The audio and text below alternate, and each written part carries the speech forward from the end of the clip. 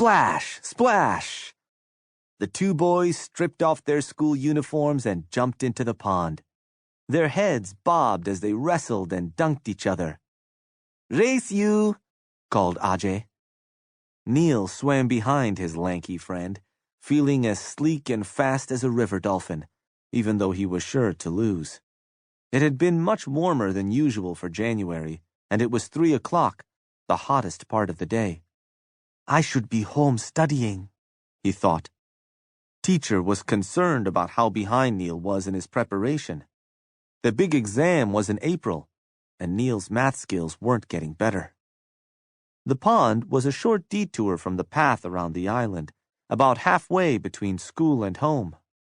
How good it felt to drop his heavy satchel, unbutton the starched white shirt, tear off those stiff school shorts, and jump into the refreshing water.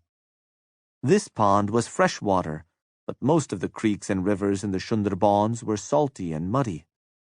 Neel didn't mind. He loved the tang of salt on his tongue and the squish of mud between his toes. Home for him was the hiss of his father's boat as it slipped through the deltas, golpata branches swaying in the monsoon rains, and the evening smell of jasmine flowers near his house, mingling with green chilies and fresh ilish fish simmering in mustard seed oil. Neel had climbed all the tall palm trees, waded in the creeks, and foraged for wild guavas in every corner of the mangrove forest. Ajay was already stretched out on the muddy bank at the far side of the pond, pretending to be asleep. He lifted his head and smirked at Neel. Neel's feet touched bottom again, and he waded to the bank. He didn't really mind losing to his friend.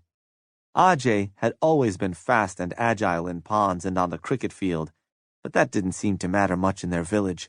Boys were supposed to do well in school, not on the sports field. Ajay's father taught Class 2, despairing that his own son was one of the slowest to learn inside a classroom. "I miss Viju," Neel said, plopping down beside Ajay.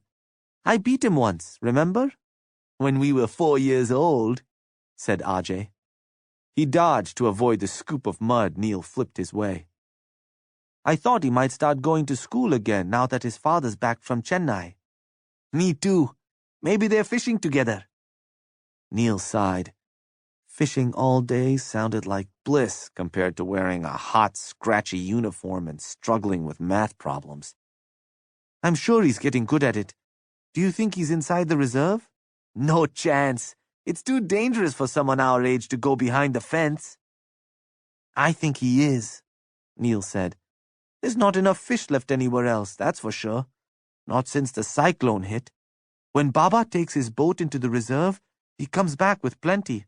And honey, too." "But the tigers are hungrier now," said Ajay. He was right. Villagers like Baba ventured behind the nylon mesh fence into the reserve at their own risk. If a man, or boy, was seized by a tiger, he would be dragged off into the forest and eaten. Tigers had already claimed 5 victims from their island this year. "I don't see why Viju's father needs to fish anyway," Neel said. "He's making all that money working for greedy Gupta." Gupta was a newcomer to the Sundarban, but he acted like he owned the entire island. The bad news was that these days, he almost did. After the cyclone hit, many of the men and older boys, and even some of the girls, had left to find work in faraway cities. Viju's father had come back, but others had never returned.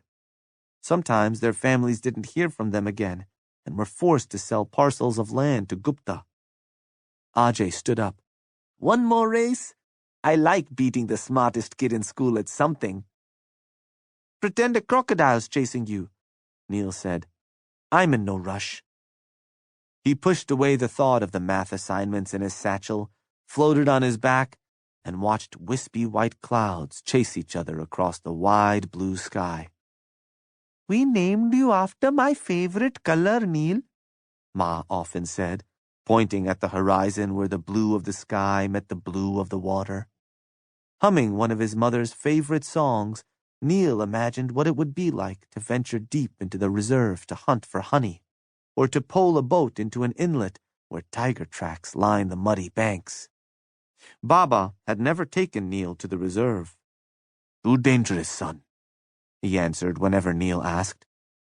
"We have to protect that smart brain of yours from claws and teeth." "Well, what about your brain, Baba?" Neel always responded. "Mine isn't as good as the one in here," Baba would say, gently rapping Neel's skull with his knuckles.